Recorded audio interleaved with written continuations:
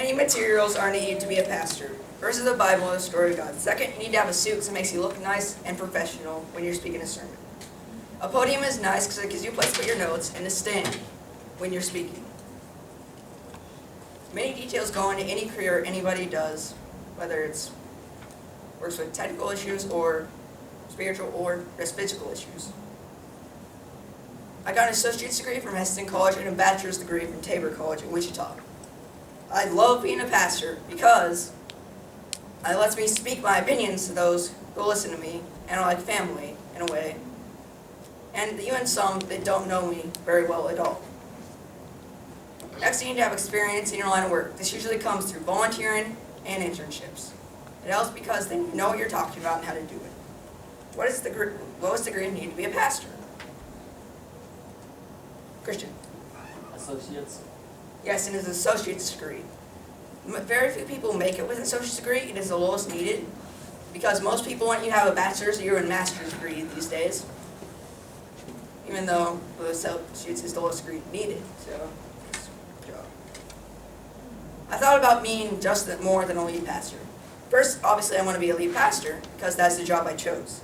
Second, I want to be a youth pastor because I like speaking my opinions to people who are younger than me because I usually listen to people who are just a little bit older. And last, I want to be a veterinarian because I love being around pets, whether they're big, small, dogs, cats, rodents, animals, whatever. It's fun to be around. Opportunity costs giving up your second choice in order to get your first choice. Give having a pet so I could have good internet. So just in case people need to email me about meeting me or a meeting in the congregation. Give having a lot of money in charity so I could have a good amount of money to put into multiple suits just in case one gets ruined or stained. I give having fancy dinners so I could have a good car. How many church jobs do you do before becoming a pastor? Will. 2 or more.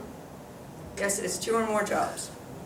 This is important because it lets you know that you have devotion to your job and that you're willing to spend time in your job even before you get your specific career and start getting paid for it, as much as a regular pastor does. Positive incentives would motivate us to do well in our jobs.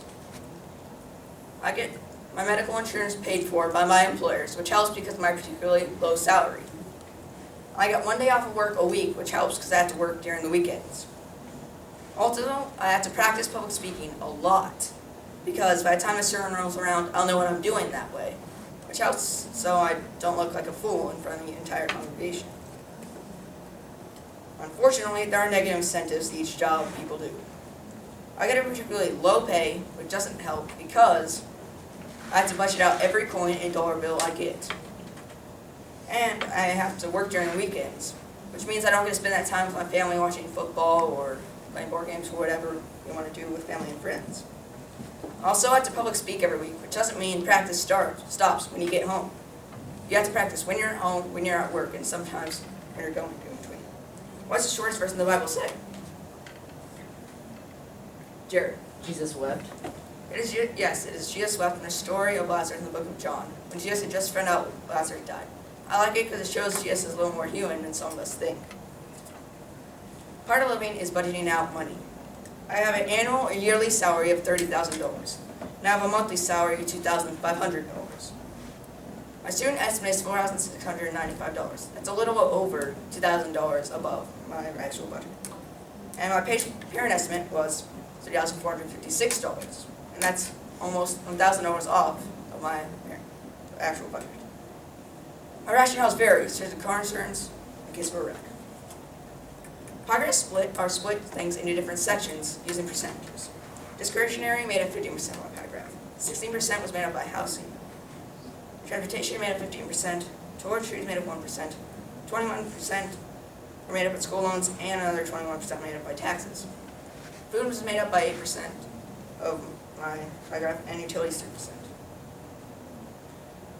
My trade-offs in my job are just like any others. You have to trade off things you do budget. I trade off had to give up having a pet so I could have a good suit, so people think I look nice in my sermons. I give up having the best clothes possible that are so expensive, so I could have a good amount of money in charity, since that's what everyone should do. I give up having an amazing amount of money in charity, so I could have a little bit of money in miscellaneous and savings, just in case something breaks down. To stand out, you need good qualifications on your resume. I went to Tabor College to get my bachelor's degree and Hessen College to get my associate's degree. George Oates Wichita Mennonite Church was my first reference. Nicky Bach Weiss Mennonite Church was my second reference. Skills vary, such as problem solver, because you need that for every job, and other skills. Mr. Jones is my employer, and he works for Cornerstone Mennonite Church. He is the secretary there, and he's looking to hire a pastor. I'm available for any position in the pastoral field. I could be associate pastor, lead pastor, youth pastor, and many others. If they're intrigued by the application, they may interview. What is the longest chapter in the Bible? Awesome. Psalms. I think so, yeah. Psalms what? Or, Psalms 119. Psalms what? 119. Yes, it's Psalms 119. It's a story for each letter of the Hebrew alphabet, and there are over 30 that haven't discovered. Websites help people know what they're doing in the jobs they do. My first website showed me how much I make a year, or my annual income. My second website showed me the number of days off a pastor usually gets a year, which led me to 1 day off a week during the weekdays and 1 or 2 Sundays off a year. Next, my first article talked about, my third website talked about my first article. My fourth website talks about my second article. My third article is from my fifth website. Each of these are important because these websites show us what we do in our job and how we do them, no matter what job we do and when we do it. My first article talked about new form of preaching and how that affects the community. My second article talks about creating a unique sermon, how it affects the way the people listen and actually live out those sermons the pastor gives every week. My third article talks about teachings of a pastor and teachings that we're supposed to be teaching to the people who listen to us every single Sunday and those who just come occasionally. Many motive is made by people for each career people do. If you give me a Bible, a suit, and a podium, I may just be able to squeeze you out of a sermon. Think about your effort in school and how it affects high school, your college, even your scholarships and career. Thank you for listening to my presentation about being a pastor.